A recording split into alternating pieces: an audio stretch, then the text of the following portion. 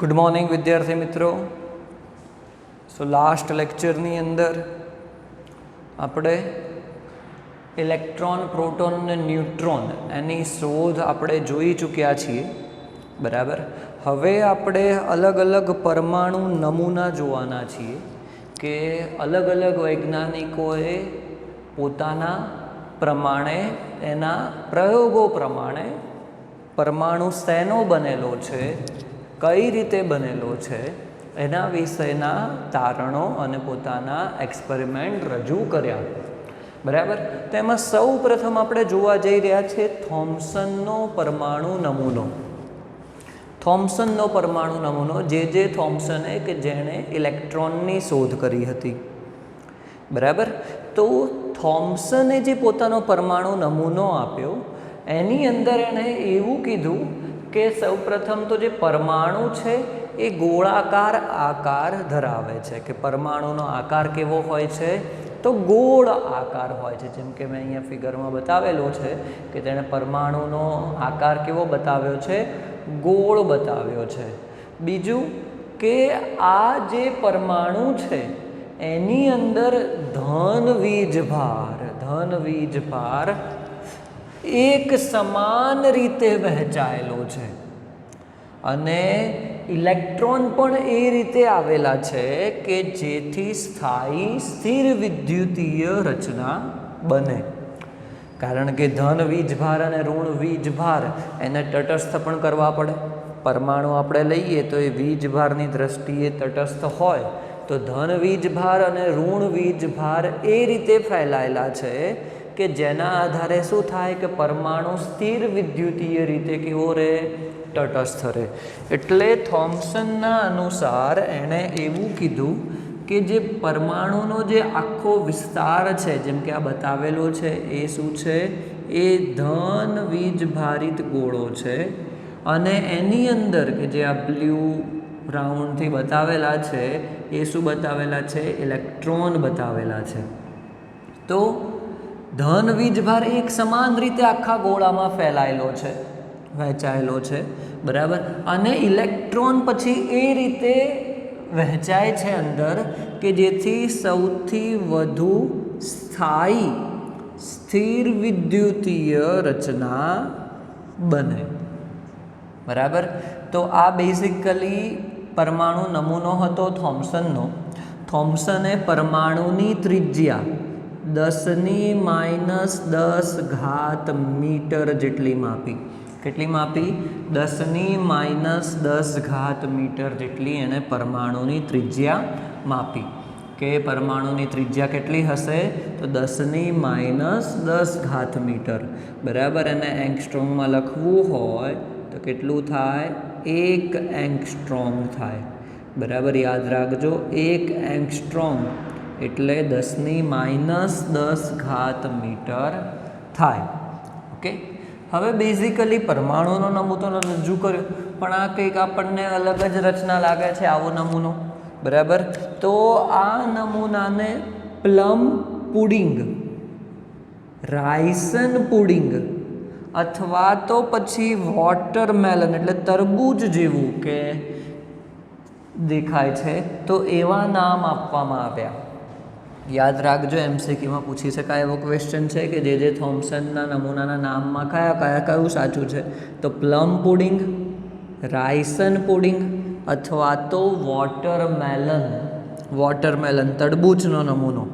તો એમાં એવું કહેવામાં આવ્યું કે જે પુડિંગ કે તરબૂચ આપણે કહીએ, જે આખો ભાગ છે બહારનો અને જે એ ધન વીજભાર ધરાવે છે.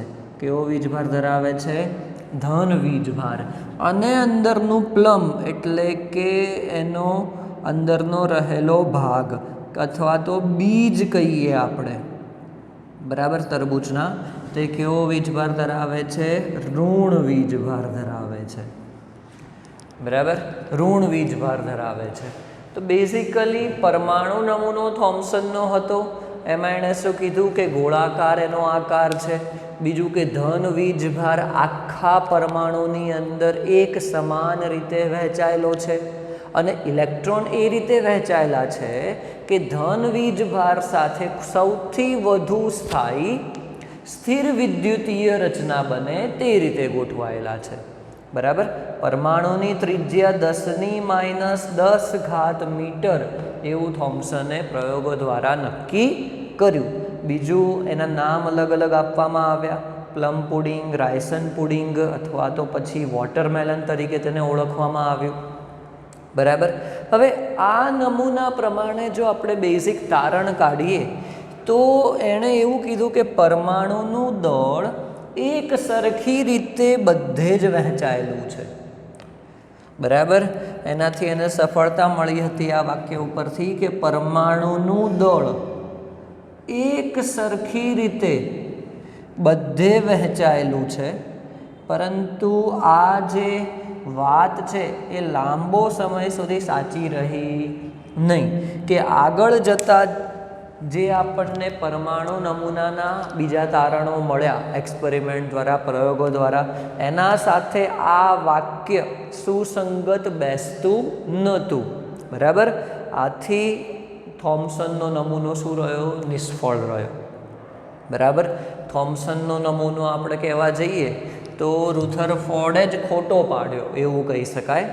આગળ આપણે જોઈશું કે રુથરફોર્ડનો પરમાણુ નમૂનાની પણ જે ખામીઓ હતી એ કોણે કાઢી, એટલે કે કોણે ખોટો પાડ્યો. બરાબર.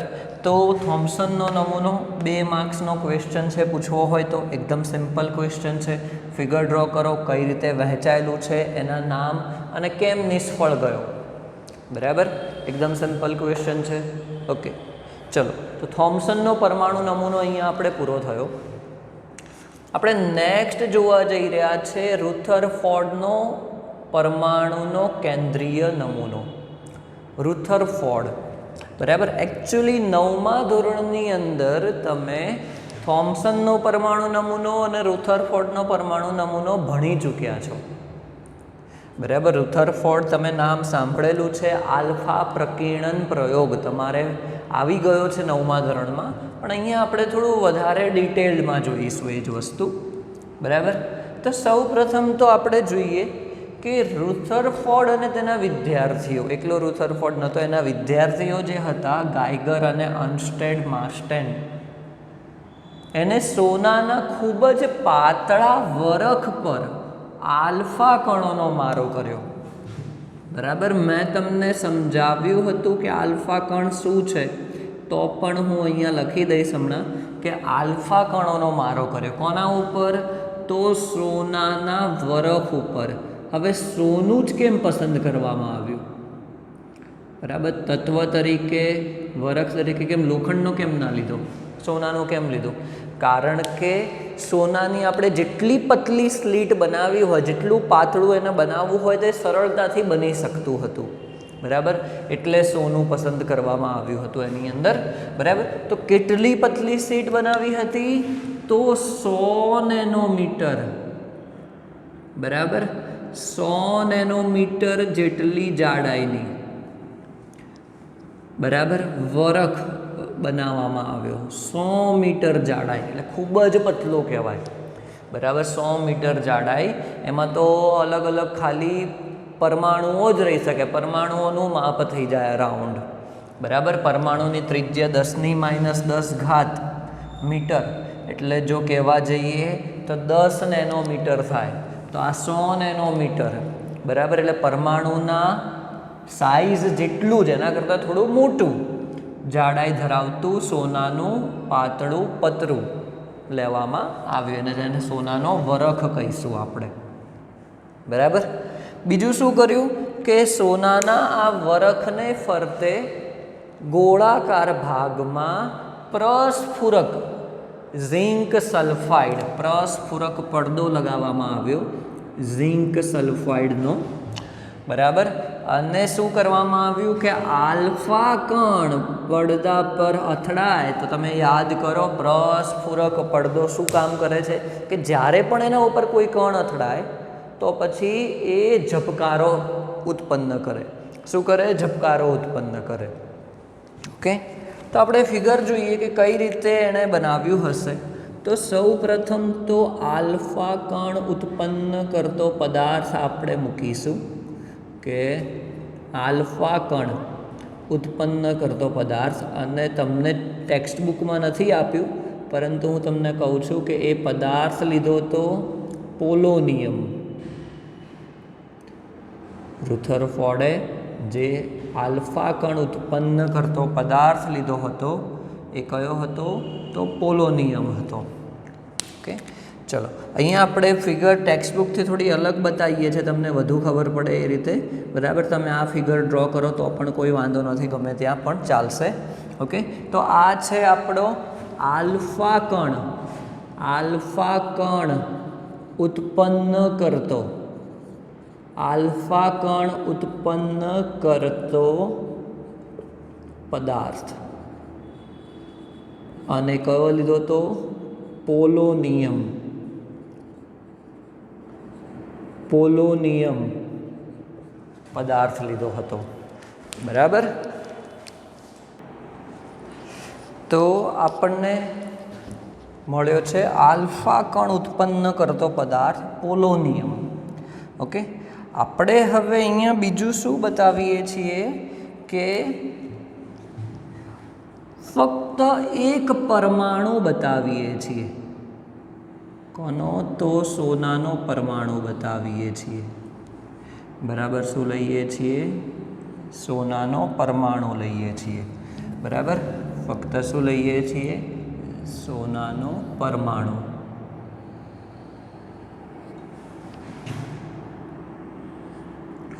ઓકે, ચલો, અને એના ફરતે આપણે બીજું શું મૂકીએ છીએ?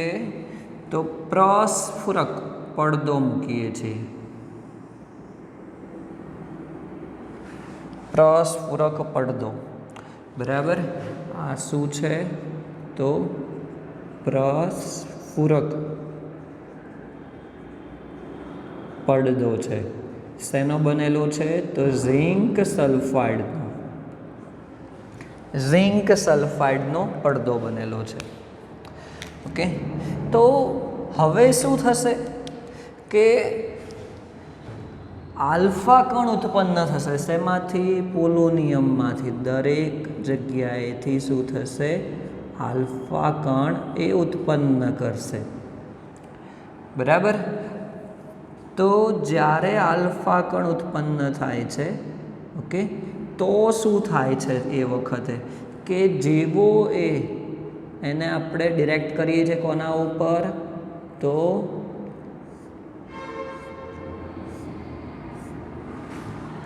પરમાણુ ઉપર આપણે ડાયરેક્ટ અપાત કરીએ છીએ, તેને ઇન્સિડન્ટ કરીએ છીએ, આપાત કરીએ છીએ.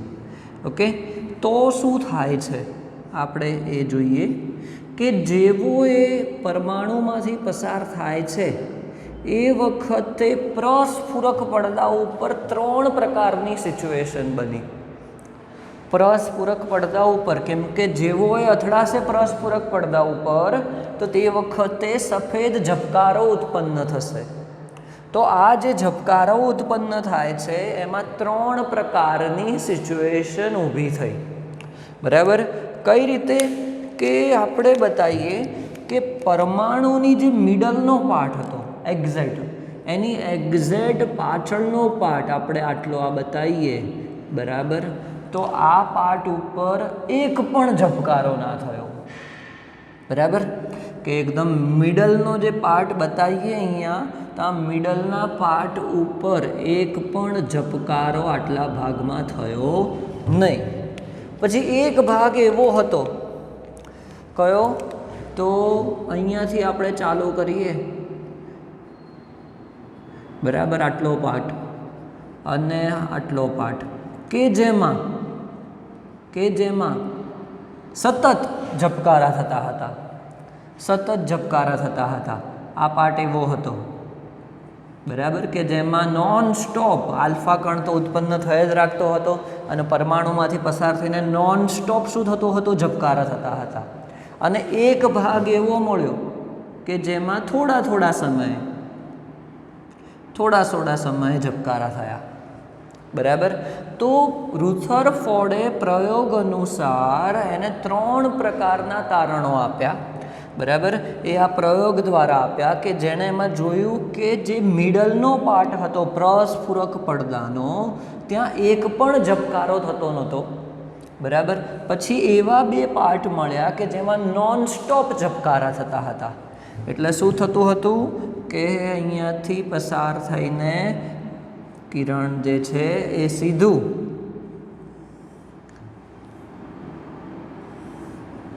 અથડાતું હતું. બરાબર. નોન સ્ટોપ શું થતા હતા, એના ઝબકારા મળતા હતા, આપણે એવું કહી શકીએ. બરાબર. કે ડાયરેક્ટ શું થતો હતો તો આલ્ફા કણ પ્રસ્ફુરક પડદા ઉપર અથડાતો હતો.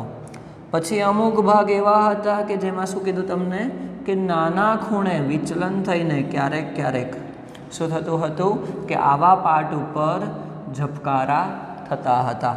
બરાબર. અને ફક્ત બરાબર કે એક પાર્ટ એવો આવ્યો કે જેમાં ઝબકારા સહેજ પણ થતા હતા નહીં. બરાબર. તો આવો એને પ્રયોગ કર્યો અને આના આધારે એણે પોતાના તારણો આપ્યા. આપણે એક પછી એક જોઈશું, પણ તમને પ્રયોગ ખબર પડવી જોઈએ કે એને શું જોવા મળ્યું. મેં તમને એ સમજાવ્યું. આવું કંઈ ટેક્સ્ટ બુકમાં તમને લખીને કે રીતે નથી આપેલું, પણ મેં તમને અલગ રીતે સમજાવવા ટ્રાય કર્યો છે કે રુથરફોર્ડે આલ્ફા કણ ઉત્પન્ન કરતો પદાર્થ લીધો, પરમાણુ અને પાછળ પ્રસ્ફુરક પડદો મળ્યો. તો પછી એને 3 પ્રકારના ઝબકારાના સ્થાન મળ્યા. એક એવો હતો કે જેમાં સહેજ પણ ઝબકારો નહોતો થતો, અને એક એવું હતું તો એ હતો એક્ઝેક્ટ પરમાણુની મિડલનો પાર્ટ, પાછળનો, કે પરમાણુમાં લીધો છે તો એની પાછળનો મિડલનો પાર્ટ જે પ્રસ્ફુરક પડદો હતો કે તેને એક પણ ઝબકારો ના મળ્યો. બીજો પાર્ટ એવો હતો કે તેને નોન સ્ટોપ ઝબકારા મળતા હતા. અને ત્રીજો પાર્ટ એવો હતો કે થોડા થોડા સમયે એને ઝબકારા મળતા હતા. બરાબર. તો આના આધારે આપણે હવે જોઈએ કે રુથરફોર્ડે જે પોતાનો પ્રયોગ રજૂ કર્યો, બરાબર, તો એમાં કયા કયા એને તારણો આપ્યા અને એના પ્રયોગને કઈ રીતે વર્ણવ્યો. બરાબર. તો પ્રયોગને એણે એવું વર્ણવ્યો કે નોનસ્ટોપ એવા 2 ભાગ હતા કે જેમાં નોનસ્ટોપ ઝબકારા થતા હતા. તો એના આધારે એણે એવું કીધું કે પરમાણુનામાં રહેલા મોટા ભાગના આલ્ફા કણો છે એ વિચલન પામ્યા વગર, સ્ટ્રેટ વિચલન પામ્યા વગર શું થયા, પસાર થઈ ગયા. પરમાણુમાંથી આલ્ફા કણ શું થયું, વિચલન પામ્યા વગર સીધા જ પસાર થઈ ગયા, મોટા ભાગના આલ્ફા કણો. બરાબર. ખૂબ જ જે તમને આ 2 બતાવે છે કે નોન સ્ટોપ ઝબકારા મળે છે. બરાબર. એક એવા છે કે મોટા ભાગના તે આલ્ફા કણો છે કે જે વિચલન પામ્યા વગર શું થયું, નોન સ્ટોપ ડાયરેક્ટ પ્રસ્ફુરક પડદા ઉપર અથડાય છે. બીજું શું કીધું કે ખૂબ જ ઓછા પ્રમાણમાં કણોનું બહુ નાના ખૂણે વિચલન થાય છે. બરાબર. ખૂબ જ ઓછા પ્રમાણમાં, જે તમને બીજો ભાગ એને મળતો હતો કે ખૂબ જ થોડા સમયના અંતરે એને ઝબકારા મળતા હતા. બરાબર. પ્રકાશના ઝબકારા થોડા સમયે મળતા હતા. તે ખૂબ જ ઓછા પ્રમાણમાં શું થાય છે, કણોનું બહુ નાના ખૂણે વિચલન થાય છે. બરાબર. અને ત્રીજો પોઈન્ટ એનો સૌથી ઇમ્પોર્ટન્ટ હતો કે 20,000માંથી એક કણ એવો આવ્યો. 20,000માંથી હું અહીંયા બતાવું છું આ બ્લેક લાઇનથી કે 20,000માંથી એક કણ એવો આવ્યો કે જે દિશામાં ગયો હતો, બરાબર, એ જ દિશામાં તે પાછો ફર્યો. એ જ દિશામાં 180 ખૂણે તેનું વિચલન થયું. એ કયો પાર્ટ હતો, પાછળનો પાર્ટ કે જ્યાં પ્રસ્ફુરક પડદા ઉપર ઝબકારો જ નહોતો મળતો. ઝબકારો ના મળ્યો એનો મતલબ કે ત્યાં કણ અથડાતા જ નથી. એનો મતલબ કે કણ ત્યાં સુધી પહોંચતા જ નથી. એટલે કણ તો નીકળે છે, પરંતુ તે એ જ ખૂણે જે દિશામાં આવ્યા હતા એ જ દિશામાં શું થાય છે, પાછા ફરે છે. બરાબર. એવું રુથરફોર્ડે પોતાના પ્રયોગમાં કીધું. બરાબર. તો આ 3 તારણો જ છે કે જે આપણે બતાવ્યા છે કે મોટા ભાગના આલ્ફા કણો સીધા વિચલન પામ્યા વગર એ પસાર થઈ ગયા અને પરસ્પૂરક પડતા ઉપર અથડાઈને પ્રકાશના ઝબકારા ઉત્પન્ન કર્યા. બીજી વસ્તુ કે ખૂબ જ નાના ખૂણે શું થયું? વિચલન થયું. ખૂબ જ ઓછા આલ્ફા કણનું પાછું, અને 20,000માંથી એક આલ્ફા કણ એવો આવ્યો કે જે શું થાય છે કે 180 ડિગ્રી, અહીંયા તો આપણને ઝબકારો મળ્યો જ નહીં, તો એ 180 ડિગ્રીએ પાછો ફર્યો. બરાબર. તો આ પ્રયોગના એના મુદ્દા થઈ ગયા. હવે એના તારણો જોઈએ કે આવું થયું કે આલ્ફા કણો પસાર થઈ ગયા, 20,000માંથી એક કણ પાછો ફર્યો, ખૂબ જ નાના ખૂણે વિચલન થયું, તો એના ઉપરથી એને તારણો શું આપ્યા? તો આપણે એવું કહી શકીએ કે મોટા ભાગના આલ્ફા કણો તો પસાર થઈ ગયા. શું થયું? મોટા ભાગના આલ્ફા કણો પરમાણુમાંથી તો પસાર થઈ ગયા. એનો મતલબ એ થયો કે પરમાણુનો મોટા ભાગનો વિસ્તાર કેવો હોવો જોઈએ? ખાલી હોવો જોઈએ. ખાલી હોય તો જ પસાર થઈ જાય, નહીંતર તો ક્યાંક ને ક્યાંય અથડાવા જોઈએ. બરાબર. તો પરમાણુનો વિસ્તાર મોટા ભાગનો ખાલી હશે એટલે જ શું થયો? એમાંથી પસાર થઈ ગયા, ક્યાંય પણ અથડાયા નહીં. બરાબર. તો આ જ મુદ્દો એવો બન્યો કે થોમ્સનનો પરમાણુ નમૂના સાથે સુસંગત નહોતો થતો, તો એ ખોટો પડ્યો.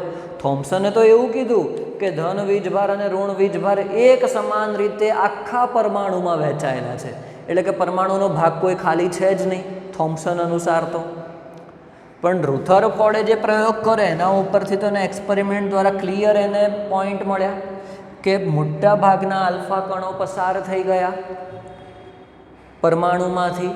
એનો મતલબ કે મોટા ભાગનો વિસ્તાર કેવો હશે? ખાલી હશે. કેવો હશે? ખાલી હશે. બરાબર.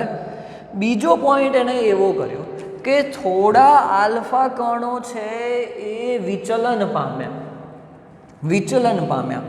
હવે આપણને ખબર છે કે આલ્ફા કણ શું છે. તમને મેં લાસ્ટ લેક્ચરમાં કીધું હતું, હું અહીંયા લખી દઉં છું. આલ્ફા કણ જે છે એ ધન વીજભારિત હિલિયમનો પરમાણુ છે. બરાબર. હિલિયમનો પરમાણુ ક્રમાંક 2 છે, એની અંદર 2 ઇલેક્ટ્રોન આપણે નીકાળી દઈએ. બરાબર. તો He+2 જે થાય એને આપણે શું કહીશું? આલ્ફા કણ કહીશું. એટલે કે ધન વીજભાર ધરાવે છે. આલ્ફા કણ કેવો છે? ધન વીજભાર ધરાવે છે. બરાબર. તો ધન વીજભાર વિચલન પામ્યો, ઓછા પ્રમાણમાં પણ વિચલન પામ્યા, ખૂબ જ ઓછા કણો પણ વિચલન પામ્યો. હવે વિચલન પામવા માટે તો એના પાસે તો કોઈ આપણે ચુંબકીય ક્ષેત્ર કે વિદ્યુત ક્ષેત્ર મૂક્યું નથી. બરાબર. આપણે કેથોડ કિરણવાળા પ્રયોગમાં તો ધન વીજભાર ને ઋણ વીજભારિત કણ શોધ્યા હતા, એમાં તો વિદ્યુત ક્ષેત્ર અને ચુંબકીય ક્ષેત્ર મૂક્યું હતું, તો એના કારણે વિચલન પામતા હતા. પણ અહીંયા તો એવું કંઈ મૂક્યું જ નથી, એકદમ બ્લેન્ક જ રાખેલું છે, તો પણ કેમ વિચલન પામ્યા? તો વિચલન પામવાનું રીઝન એને એવું આપ્યું કે ધન વીજભાર અને ધન વીજભાર બે સમાન વિદ્યુત ધ્રુવો વચ્ચે તો અપાકર્ષણ થાય. બરાબર. તો કંઈક એવું હોવું જોઈએ પરમાણુની અંદર કે જે ધન વીજભાર ધરાવતો હોય, અને એ ધન વીજભારના કારણે શું થયું? તેનું વિચલન થયું. બરાબર. તો શું થતું હશે? આપણે એક શોર્ટ મેથડમાં બતાવીએ તો આપણે એવું કહી દઈએ કે આ છે પરમાણુ અને એની અંદર આ પરમાણુ કેન્દ્ર બતાવી દઈએ. બરાબર. પરમાણુ કેન્દ્ર બતાવી દઈએ. તો હવે જ્યારે આલ્ફા કણ આવે છે, તો આલ્ફા કણ જ્યારે એને નજીક આવે છે, એ પણ ધન વીજભાર છે. પરમાણુ કેન્દ્ર આપણે જાણીએ છીએ ધન વીજભાર છે. તો ધન વીજભારના કારણે શું થઈ જાય છે? તેનું વિચલન, અપાકર્ષણના કારણે. ધન વીજભારના કારણે શું થઈ ગયું? અપાકર્ષણ થઈ ગયું. બરાબર. એટલે એવું તારણ કાઢ્યું એને કે ધન ભાર ધરાવતા થોડા કણો વિચલન પામ્યા, બધા નથી પામ્યા પાછા, થોડા કણો જ વિચલન પામ્યા. એટલે કે વિચલનનું ખૂબ મોટા પ્રમાણમાં શું થતું હશે? અપાકર્ષણ બળના કારણે થયું હશે. અપાકર્ષણ બળના કારણે થયું હશે. બરાબર. અને ખૂબ જ ઓછા કણો વિચલન પામ્યા. એનો મતલબ એને એવો કાઢ્યો કે પરમાણુમાં કોઈ ધન વીજભારિત ભાગ હોવો જોઈએ. અને ધન વીજ ભારિત ભાગ પણ ખૂબ જ નાના કદમાં સંકેન્દ્રિત થયેલો હોવો જોઈએ. ખૂબ જ નાના કદમાં. એ ધન વીજભાર પણ ખૂબ મોટો ના હોવો જોઈએ, એકદમ નાનો હોવો જોઈએ, કારણ કે ખૂબ જ થોડા આલ્ફા કણો વિચલન પામે. બરાબર. એટલે ધન વીજ ભારિત ભાગ પણ કેવો હોવો જોઈએ? નાનો હોવો જોઈએ, કે જે આલ્ફા કણનું અપાકર્ષણ અને વિચલન કરે. બરાબર. અને ત્રીજો મુદ્દો, આવું એણે નક્કી કઈ રીતે કર્યું? તો 20,000માંથી એક કણ અથડાઈને 180 ડિગ્રીએ પાછો ફર્યો. જે એણે કીધું કે પરમાણુમાં ધન વીજ ભાર એ ખૂબ જ નાના કદમાં સંકેન્દ્રિત હોવો જોઈએ, એવું એણે જે ફાઇનલ જે ત્રીજો પ્રયોગનો મુદ્દો લખ્યો હતો એના આધારે નક્કી કર્યું કે એક જ કણ કે જે ડિરેક્ટલી એક્ઝેક્ટ પરમાણુ કેન્દ્રની મિડલમાં જાય છે, એ શું થાય છે? અપાકર્ષણ પામે છે. જે દિશામાં ગયો છે એ જ દિશામાં શું થાય છે? તે પાછો ફરે છે. જે દિશામાં ગયો છે એ જ દિશામાં શું થાય છે? તે પાછો ફરે છે. એનો મતલબ કે આલ્ફા કણ અને જે અહીંયા પરમાણુ કેન્દ્ર હશે, બરાબર, એના કદમાં બહુ વધારે ડિફરન્સ હશે નહીં. કેમ? કારણ કે તો એ જ દિશામાં પાછો ફરી જાય છે, અને 20,000માંથી એક કણ, એટલે કે ધન વીજભાર ધરાવતો જે પરમાણુ કેન્દ્ર હશે, બરાબર, એ ખૂબ જ નાના કદમાં સંકેન્દ્રિત હશે. ખૂબ જ નાના કદમાં સંકેન્દ્રિત હશે. બરાબર. ઓકે. તો થર્ડ એને તારણ એવું આપ્યું કે ગણતરી પ્રમાણે પરમાણુની ત્રિજ્યા આપી કે 10⁻10 મીટર એ પરમાણુની ત્રિજ્યા છે, અને કેન્દ્રની ત્રિજ્યા કેટલી એને માપી? 10⁻15 મીટર. આ યાદ રાખજો, વેલ્યુ આપણે MCQમાં અને દાખલાઓમાં ઉપયોગમાં લઈશું. બરાબર. પરમાણુની ત્રિજ્યા 10⁻10 રુથરફોર્ડના પ્રયોગ અનુસાર, અને કેન્દ્રની ત્રિજ્યા 10⁻15 મીટર. આ તારણો આપ્યા. બરાબર.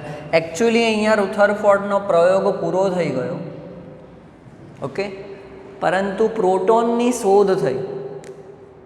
1919માં પ્રોટોનની શોધ થઈ. એ પછી રુથરફોર્ડના પરમાણુ નમૂનાને એક અલગ વિઝન મળ્યું, અને એના આધારે એણે બીજા નમૂનાના તારણો આપ્યા. બરાબર. પ્રોટોનની શોધ થઈ પછી ખબર પડી કે પ્રોટોન ધન વીજભારિત કણ છે. તો પ્રોટોનની શોધ પછી એણે પોતાના અલગ તારણો આપ્યા. એવું રુથરફોર્ડનો નમૂનો થોડો અપગ્રેડ થયો, મોડિફાઈડ થયો એવું કહી શકાય. તો મોડિફાઈડ થયેલા તારણો આપણે જોઈએ તો એણે એવું કીધું કે પરમાણુનો ધન ભાર